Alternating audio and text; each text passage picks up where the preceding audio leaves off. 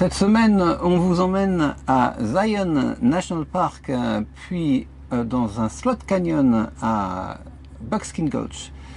On vous emmène aussi dans les dunes orangées de Coral Pink Dunes. Et enfin, nous terminons par le site assez célèbre de Horseshoe Bend.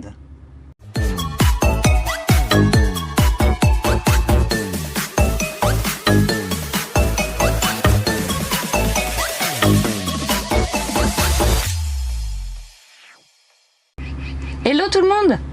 Bonjour à tous. Alors nous prenons la route des parcs nationaux américains. C'est pas la première fois et c'est pas la dernière.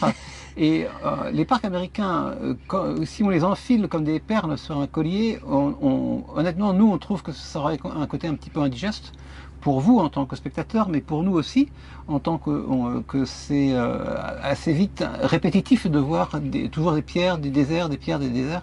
Et donc on a essayé de couper les épisodes de parcs nationaux en petits morceaux espacés de choses très différentes, comme la visite de biosphère par exemple, ou une panne qui n'était pas volontaire, mais qui coupait quand même un petit peu cette longue liste des parcs nationaux. Alors là, on remonte dans l'Utah, on remonte vers des parcs qui sont un peu plus en altitude.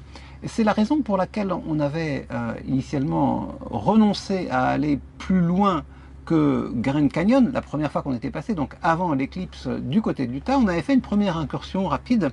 Grand Canyon est dans l'Arizona, mais on était vraiment à deux pas. On avait d'ailleurs mis les roues d'Oscar dans l'Utah, mais pour très peu de temps. Et on avait gardé ce gros morceau qu'est l'Utah pour plus tard. Et plus tard, ben, c'était donc quand le soleil serait devenu un peu plus chaud et permettrait de monter, car certains de ces parcs sont assez en altitude et donc sont très froids pendant le printemps, pendant l'hiver a fortiori, mais pendant le printemps, et d'ailleurs non praticable du tout. Étant repassé par Las Vegas pour se marier, incidemment, ce qui était pas Oui, je sais pas prévu. si on vous l'a dit d'ailleurs, mais on a renouvelé nos vœux. Hein. Oui, il y a une vidéo, hein, vous voulez la voir? On était donc, on s'était là mis en orbite en quelque sorte pour repartir à fond vers le nord-est, et le premier parc qu'on trouve sur notre route à ce moment-là, c'est le parc de Zion National Park, qui n'est pas forcément le plus connu. Il est, on va dire, modérément connu, notamment en France. Il est pourtant assez souvent inscrit au catalogue des tours opérateurs, simplement parce qu'il est un peu sur le chemin naturel. Si on fait une petite boucle de une semaine ou 15 jours qu'on imagine bien adapté pour un catalogue de voyage, alors il y a de bonnes chances qu'on passe par Zion National Park, parce qu'il est sur une route principale. Et il est aussi assez populaire, on s'en est rendu compte, auprès des Américains. Et ce qui fait qu'il est très fréquenté. Il est tellement fréquenté que certaines des excursions qui étaient proposées n'étaient plus accessibles. On parle même des randonnées à pied, parce qu'elles sont contingentées, et qu'on ne peut pas du tout se déplacer librement dans le parc avec notre véhicule. Il faut prendre un système de navette. Donc on est finalement limité dans ce qu'on peut faire à Zion. Alors avant d'arriver à Zion, on fait une petite escale pour redécouvrir le désert. D'ailleurs, la route de Las Vegas à Zion est une jolie route. Au début, elle est pas très intéressante. Et puis, progressivement, on monte dans les montagnes. On a des couleurs qui changent. On voit quand même que ça change et ça devient plus rouge. Et surtout, voilà, le rouge qui apparaît progressivement, en fait, quand on s'approche de Zion. Et on a trouvé un très joli endroit pour passer un bivouac avec je me souviens, un joli feu de camp. Et, on n'a pas trouvé le feu de camp, c'est toi qui l'as fait. Hein. Très belle vue au milieu des Joshua Trees qu'on retrouvait pour l'occasion. Ah non, c'était bien, on était en hauteur, on avait une vue incroyable. Et ça nous a donné d'ailleurs un premier aperçu de ce qu'est Zion, parce qu'ensuite on a retrouvé un petit peu ça, moins les Joshua Trees, mais plus l'atmosphère de falaise découpée dans Zion.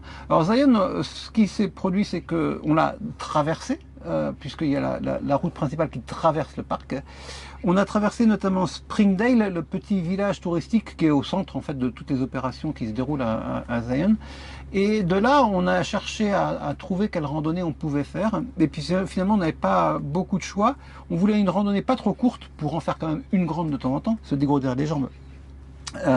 Et on voulait, et en fait, celle qui était longue et très belle et le mieux évalué sur les sites comme All Trails qui évaluent les randonnées, elles étaient impossibles pour cause de saturation. Il n'y avait plus de place disponible. Alors on a fait une randonnée d'une journée entière qui nous a beaucoup plu, qui prend la même piste que la randonnée la plus connue du parc et qui s'en sépare, je dirais, aux 2 tiers ou aux 3 quarts seulement. Mais finalement, l'expérience, je crois, était assez voisine. Et ce qu'on a bien aimé dans cette randonnée, c'est que bah, d'abord, elle offre des vues intéressantes, parce que essentiellement, c'est une montée le long d'une haute falaise qui va surplomber le canyon de, je crois, 600 mètres ou quelque chose comme ça, quelques centaines de mètres. On fait ça progressivement, elle n'est pas difficile. Elle n'est pas difficile, mais ça grimpe non-stop. Et ce qui nous a aussi beaucoup plu, c'est qu'on a trouvé de la faune.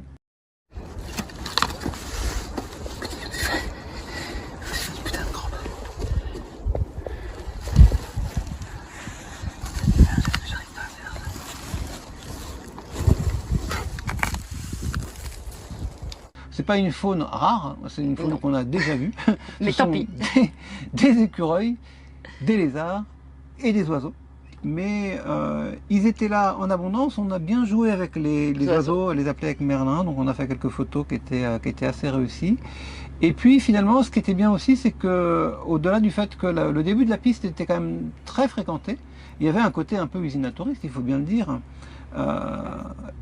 Eh bien, plus on monte et moins il y a de monde. Et finalement, quand on était tout au bout, d'ailleurs, on ne s'est pas rendu compte qu'on avait terminé la randonnée. On a continué un moment avant de faire demi-tour. Là, on était tout seul, ou presque.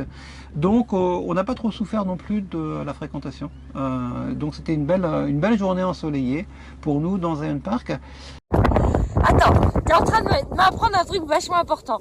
Le vertige, ça se manifeste où? On a fait de répondre à cette question. Un endroit vraiment étrange, vas-y montre. C'est au niveau du périnée. Ah bon? Je te jure. Ouais, c'est comme s'il y avait une sensation physique de peur au niveau du périnée.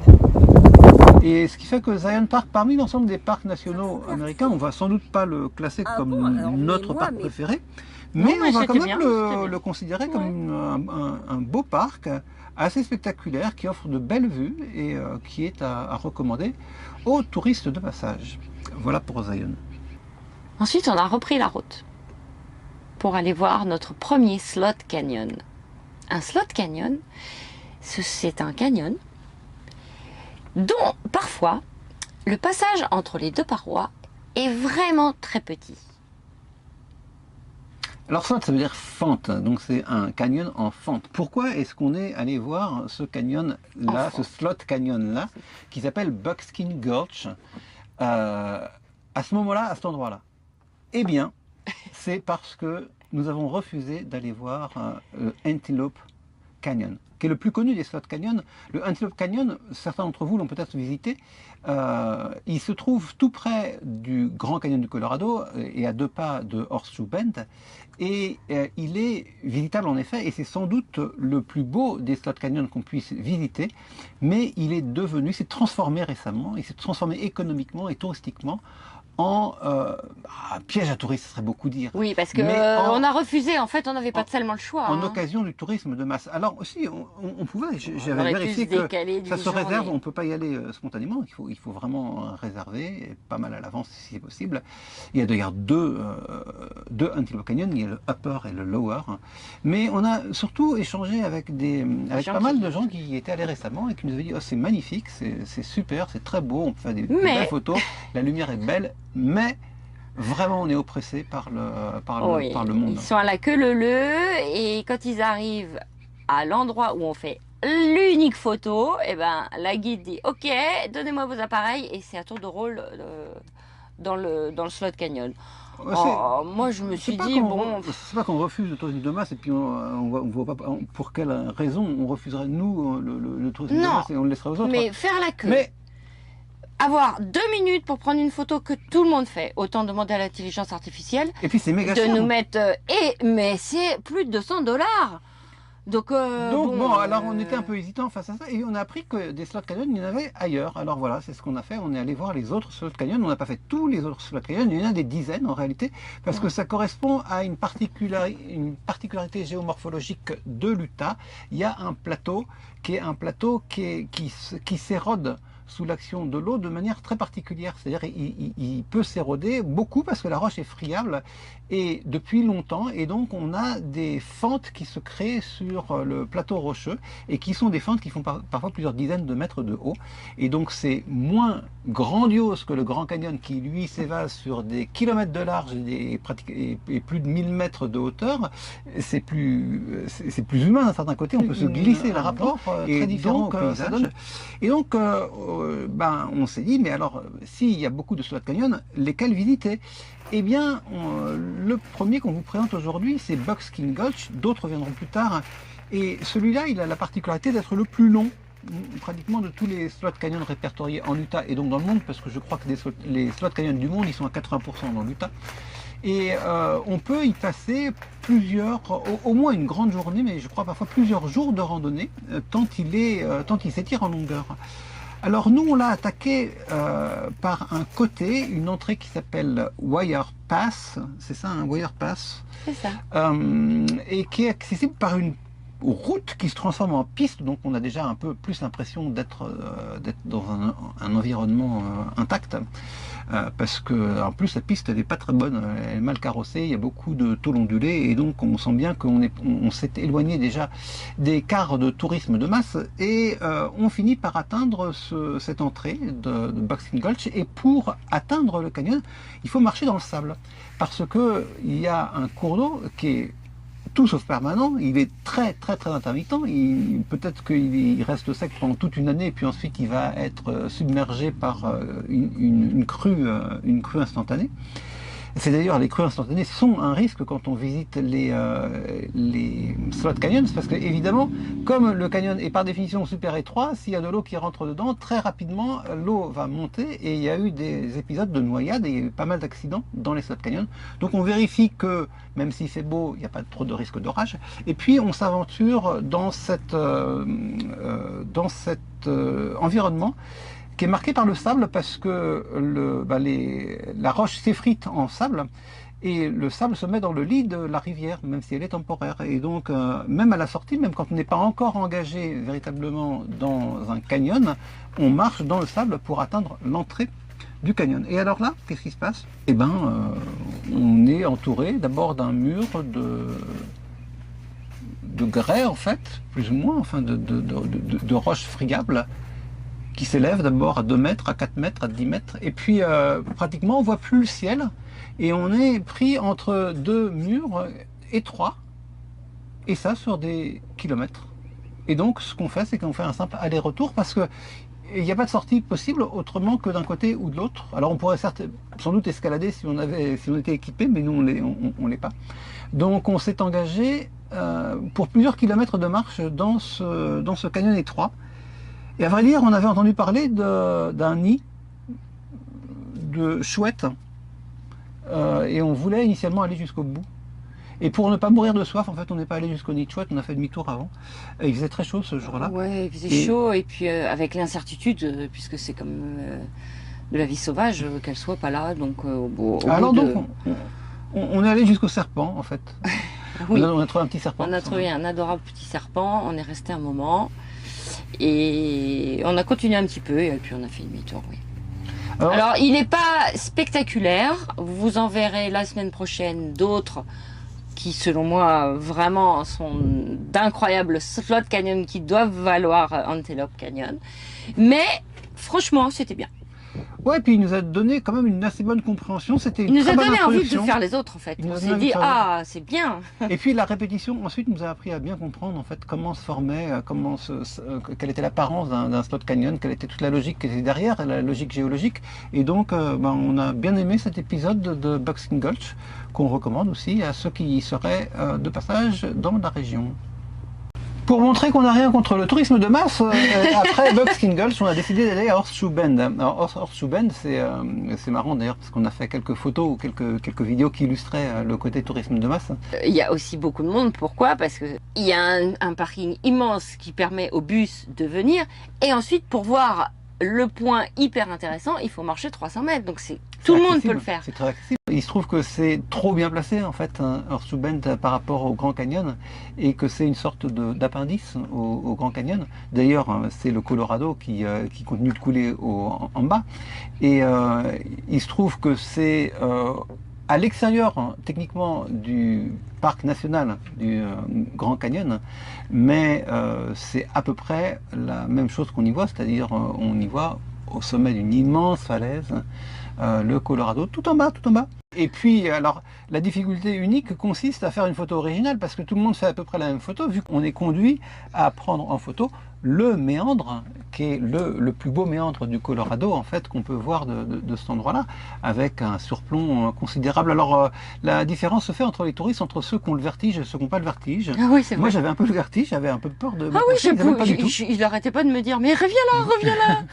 Mais j'étais pas le seul à avoir le vertige. On voit des gens avancer à quatre pattes ou ramper pratiquement jusqu'au bord pour faire des photos. Alors, c'est très touristique, certes, mais si on fait abstraction de ça, ce qu'on nous on a réussi à faire, eh ben c'est vraiment très beau. Oui, c'est très beau. Enfin, c'est hyper étonnant. Après, moi, je trouve ça magnifique. C'est pas un endroit où on a beaucoup de points de vue possibles. Ah non, on peut pas y rester 3 jours. Hein. On peut se décaler très légèrement pour voir le méandre un peu plus sur la gauche ou un peu plus sur la droite, et c'est à peu près tout.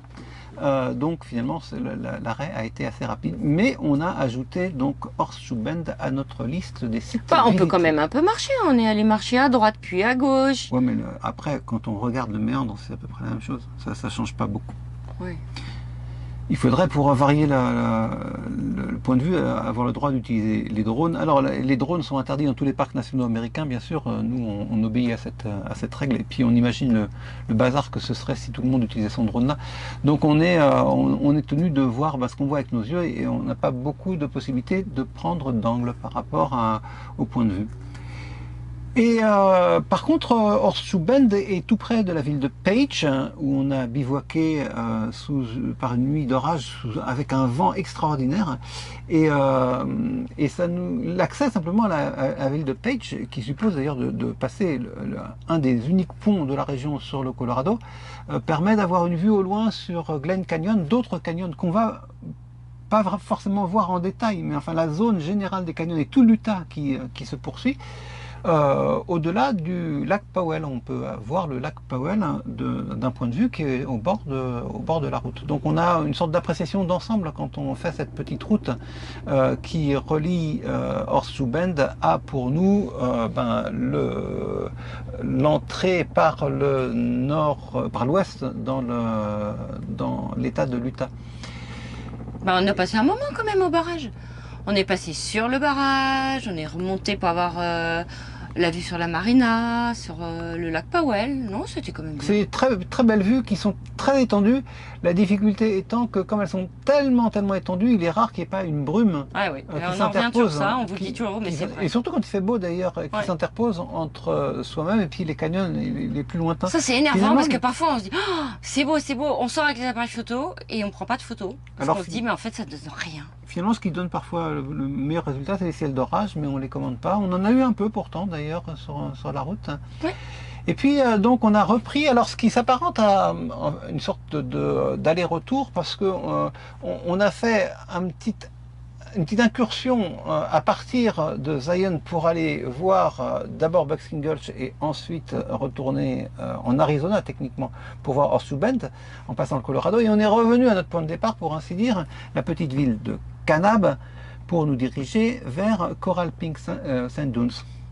On voulait pas trop s'éloigner de la ville de Kanab parce qu'en fait on était sur le point d'être grands-parents et que le travail a duré longtemps et que dès qu'on s'éloignait de la ville de Kanab on n'avait plus de connexion, mais comme le bébé n'arrivait pas, on a décidé d'aller quand même un peu plus loin à Coral Pink Sand Dunes.